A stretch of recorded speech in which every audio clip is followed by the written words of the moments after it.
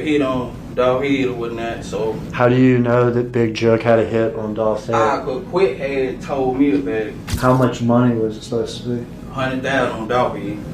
And had you agreed to do this hit? Yes, sir. Had Justin agreed to do this hit? Yes, sir. The Memphis rapper, he's accused of being one of the gunmen along with Cornelius Smith. But prosecutors allege the overall mastermind was Big Juck, a high-up at CMG. That's a rival record label of Young Dolph. Do y'all think the police is going to try to tie Yo Gotti into this because his brother was basically like in his company, like under his company CMG? The trial for Young Dolph has finally started, and it's already full of drama. One of the biggest bombshells is that one of the accused has reportedly snitched on Big Juck, claiming he put $100,000 hit on Dolph. Assistant DA Paul Hagerman says Yo Gotti's late brother Big Juck put out a $100,000 hit for whoever Young Dolph.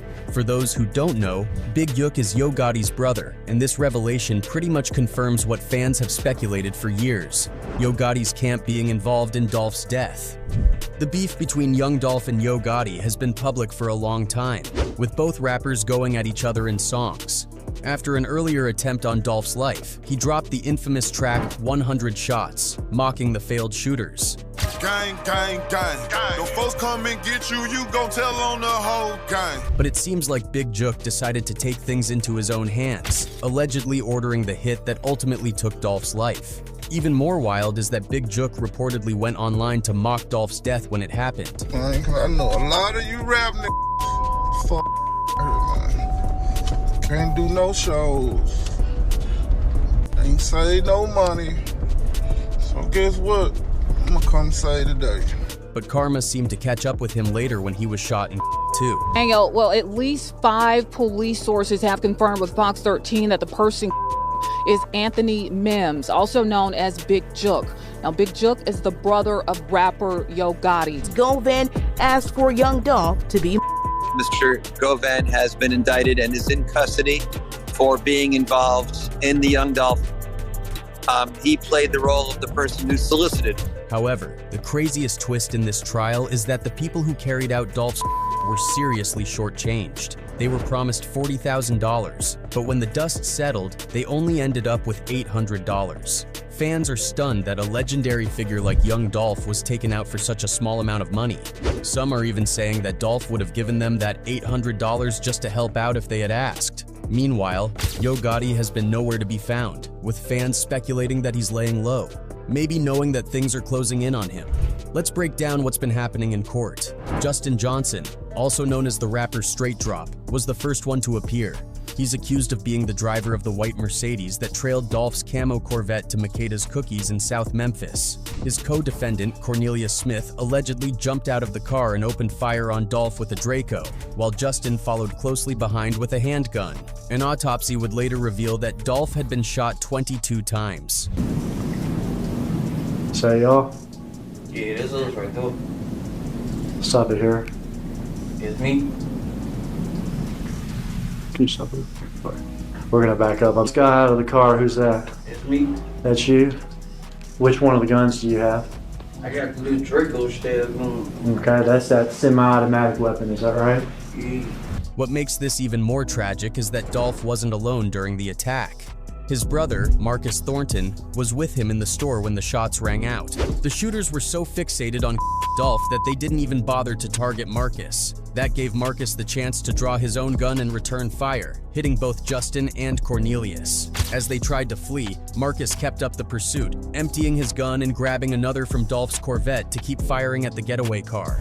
Justin got grazed in the back by a bullet, and Cornelius was hit in the leg. Watch the rest of the video here. Did y'all see Marcus getting a second gun from his car? Nah, but when we pulled out. On the first day of the trial, things got even more intense when Cornelius, who was now turned into a cooperating witness, testified against Justin. Cornelius's story is a sad one. He admitted to struggling with addiction after losing his 9-year-old son just 3 months before I lost my son in March of 2020. Okay. And how old was he? He was 9 at the time. And that had an impact on everybody? Yes, Yes, sir. To cope with the pain, he turned to ecstasy and oxycodone, and when he was promised money, he saw no other way out. He revealed in court that he didn't even know who young Dolph was, and that the day Dolph was actually his daughter's birthday. Cornelius seemed like a man at the end of his rope, desperate for cash and easy to manipulate. In court, Cornelius identified both himself and Justin in surveillance footage from the day of the When asked how many times he shot Dolph, Cornelius couldn't say for sure and admitted that all he was thinking about at the time was the money. Then came the bombshell. Cornelius testified that Big Jook, Yo Gotti's older brother and a high-ranking member of CMG, Collective Music Group, had put the $100,000 bounty on Dolph. Had a hit on Dolph's head or whatnot, so How do you know that Big Jook had a hit on Dolph's head? I could quit had told me about it quick, and How much money was it supposed to be? 100,000 on Dolph's head. And had you agreed to do this hit? Yes, sir. Had Justin agreed to do this hit? Yes, sir. It turns out that a man named Hernandez Govin, who was connected to CMG, played a key role in arranging the hit. Justin was desperate to blow up in the rap game, and he thought that taking out Dolph would get him in good with CMG. Hernandez, knowing how to exploit the situation, took advantage of Cornelius, feeding his drug habit and using him as a pawn in the plot. The plan itself was cold-blooded. Cornelius knew that Dolph would be in the neighborhood because of his annual turkey giveaway, an event where Dolph would give back to his community by handing out free turkeys to those in need.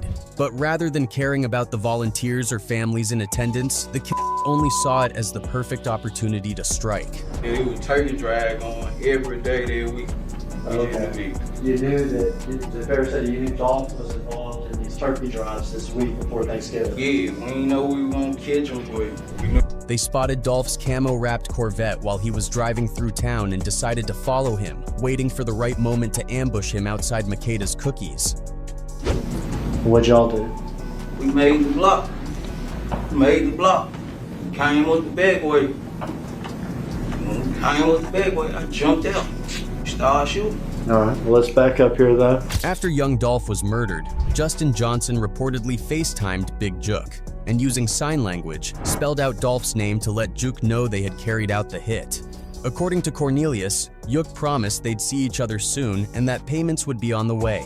The plan was to pay Hernandez Govin $20,000 for organizing the hit and to give $40,000 each to Justin and Cornelius. That was supposed to total $100,000, but things didn't go as expected. We giving away 10,000 apiece. All right, so you and him are going to give Govan 10,000 apiece? And how much are you going to get? I was in 40. Instead of the promised payout, Cornelius testified in court that he only received $800. After he got arrested, his lawyer was paid $50,000 by Big Jook, but the shooters were left hanging. Fast forward to January 13th, 2024, and Big Jook himself was gunned down outside a restaurant. Videos of Jook's lifeless body hit social media almost immediately, with fans and foes flooding the comments with young Dolph emojis. If Jook hadn't been it's almost certain he would have been charged in Dolph's case too. The streets had already served their version of justice before the courts could even catch up. At this point, everyone tied to Dolph's murder has been arrested. Justin's brother, Jamarcus, became the fourth person charged in the case for helping Justin escape after the shooting. He's already pled guilty to 3 counts of accessory after the fact, and is looking at a 6 to 12-year sentence. Justin, Hernandez, and Cornelius, on the other hand, are all facing serious charges with overwhelming evidence against them. With Cornelius flipping and testifying as the main witness, it's highly likely that life sentences are coming for both Justin and Hernandez. The prosecution has been clear with Cornelius, though. Just because he's cooperating doesn't mean he's off the hook. He's still going to prison, no matter what. One of the most disturbing parts of Cornelius's testimony was when he admitted that the day he helped Dolph was also his daughter's birthday. When the prosecutor asked him, "You went and man on your daughter's birthday?" Cornelius replied, "I was trying to make it rain for her. I wanted to make it a beautiful day for her." Instead of being a father to his 5 kids and spending time with his daughter, Cornelius, a man strung out on drugs, shot down a Memphis legend for just $800 and a promise that never came through. Now he's going to prison, and we'll just have to wait to see how long his sentence will be. But while the legal system is finally bringing some justice for young Dolph, the streets have been handling things their own way ever since the day he was killed. The moment Dolph was taken down, the streets erupted. His crew didn't waste any time. They were ready to get revenge immediately, taking out anyone who was involved or even had the nerve to mock Dolph's death. The first target was a grim example of what was in store for anyone involved in young Dolph or connected to those responsible. Comedian Darian D. Moneychilds made the mistake of joking about Dolph's passing in an online post. Just a week later, he was already gunned down. His marked the beginning of a streak of revenge that couldn't be stopped. In January 2022, another high-profile target was taken out. Big Nusky, a rapper signed to Moneybagg Yo and cousin of Big 30, was shot at the New Horizon River Apartments on Kazasa Road around 7 p.m. When the shooting stopped, a 26-year-old man lay dead. Big Nusky was said to be connected to Justin Johnson, aka Straight Drop, one of the main suspects in Dolph's murder. This connection was speculated based on photos showing both of them standing in front of the same car. After Big Nusky's death, Straight Drop posted a picture of him online, captioned, "Lost my brother, fighting to keep my head up." The pain was real, but Dolph's people weren't finished yet. Straight Drop and the others charged with Dolph's murder allegedly had ties not only to CMG and Yo Gotti, but also to the Memphis gang Trula Mafia. The OG of this gang, Joshua Taylor, aka CEO Teezy, was also on the cops' radar for the Dolph hit. However, Teezy wouldn't be around much longer. On June 14, 2023, officers responded to a call about a man down at Spotswood Avenue near Bunton Street at 12:56 p.m. They found Taylor suffering from gunshot wounds, dead at the scene. Reports suggested that he had actually been shot the night before and was discovered lifeless in a car near a church around 1 p.m. Tellis Taylor, also known as CEO Teezy, was found shot to death in Orange Mound Wednesday at Spotswood and Bunton. Those who live nearby tell us Taylor was actually shot the night before, discovered lifeless. News outlets labeled Teezy as a high-profile gang member and linked him publicly to the group Dolph. YouTube journalist King AK even speculated that Straight Drop would have needed Teezy's go-ahead to carry out the hit on Dolph, implying that by taking out Teezy, Dolph's crew was eliminating a key figure. Teezy ain't just no gang member. Teezy was the head of Trula Mafia. That means if anybody that's in Trula got anything to do with Young Dolph death, Justin Johnson. Teezy at the end of the day gives the okay. The cycle of revenge didn't stop there. The next shocking casualty was a female rapper, Destiny Golden, aka Lotta Cash Desto. Her demonstrated that no one was off limits. On September 24, 2022, Desto was with a female friend in the 5500 block of Richmond Avenue around 2:40 a.m. when they stopped behind a dark four-door vehicle at a traffic light. Two male shooters emerged from the dark vehicle, walked up to Desto's car, and opened fire, Desto and injuring her passenger. This brutal attack led many to believe it was another act of retribution for young Dolph's. In a twist that nobody saw coming, another person linked to orchestrating young Dolph's hit was none other than Lotta Cash Desto's father, Hernandez Govan. Govan asked for young Dolph to be. Mr. Govan has been indicted and is in custody for being involved in the young Dolph. He played the role of the person who solicited. After he was arrested, he posted online, hinting that his own actions might have led to his daughter's tragic death. It seemed like the pieces of this deadly puzzle were falling into place, with every new victim connecting back to Dolph's. Dolph's people were relentless, and their next target proved just that. On August 18, 2023, the Memphis Police Department reported that gunfire erupted around 9:30 a.m. at a BP gas station on South Parkway East. Officers responded to the scene and found a man with a fatal gunshot wound. Tamanuel Benson, Black Youngsta's brother. The shooter didn't even bother masking up, and the police had a clear image of him, which they released to the public along with a $5,000 reward for information. This brazen hit, carried out in broad daylight, was another message that Dolph's crew wasn't playing around. Tamanuel's death pointed fingers straight at PRE, Paper Route Empire, Dolph's crew. Black Youngsta had a long-standing beef with Dolph, initially inherited from Yo Gotti.